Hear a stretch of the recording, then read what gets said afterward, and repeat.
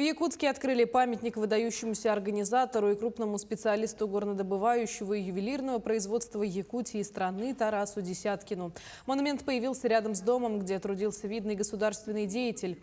Тарас Десяткин руководил объединением «Якутзолото» в 70-е и 90-е годы. За это время были достигнуты высокие показатели по добыче золота. Введены в действие крупные производственные мощности, такие как депутатский оловорудный комбинат и Сарылахский горно-обогатительный комплекс.